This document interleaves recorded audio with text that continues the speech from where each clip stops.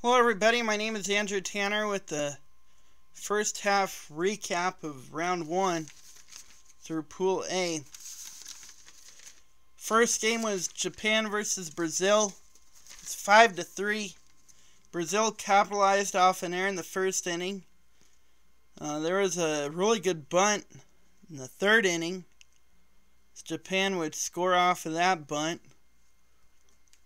And there was a really good hit by Rajanado as he would score off of a double. Paulo Orlando had a really good bunt down the third base line in the fifth inning. Japan didn't know if it was going to go fair or foul, and turned out it would stay fair.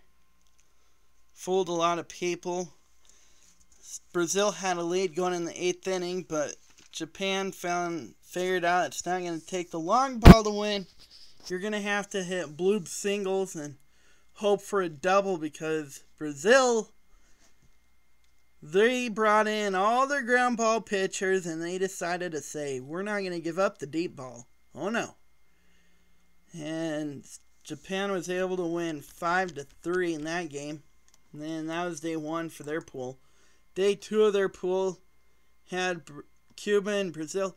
Cuba, coming into this tournament, ranked number 1 in the world, had the bats like no other in the world. It took Cuba 5 innings to even get a hit. That was something else. And they were able to score twice in the 5th and twice in the 6th. That would be their scoring. Should be enough.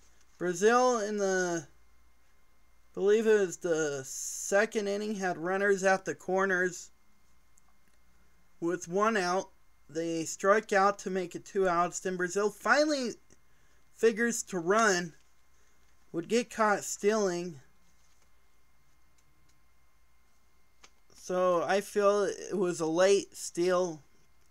Brazil also had a delayed steal in the Japan game. Japan versus Brazil game.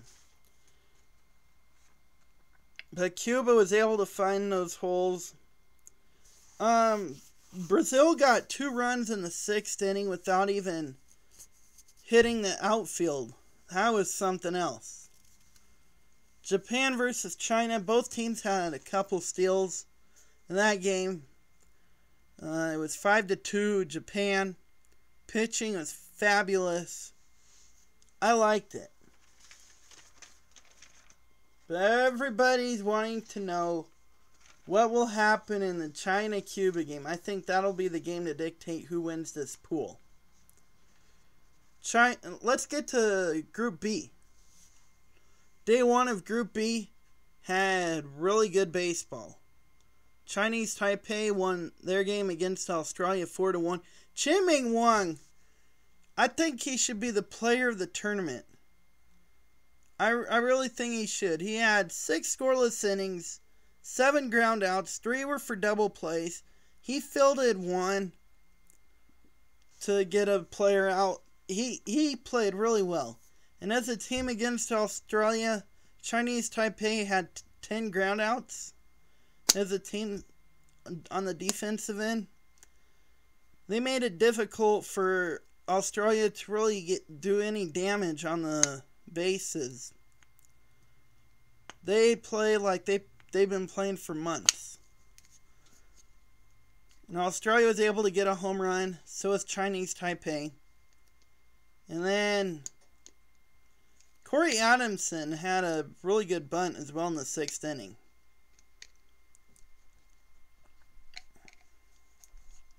And then Korea versus the Netherlands.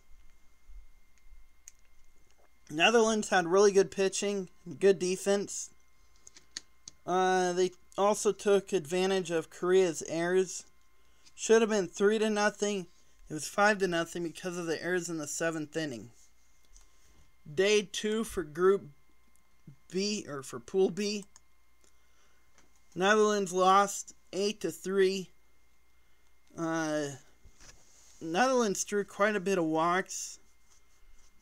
In the middle of the game, Chinese Taipei would capitalize off of them and hit a double, and then for the icing on the cake, a home run off of a breaking pitch that did not break, so they won. My surprise so far is that Chinese Taipei is the team with the lumber so far. They have more home runs than any other team in this tournament so far. Their pitching is better than anyone's pitching so far.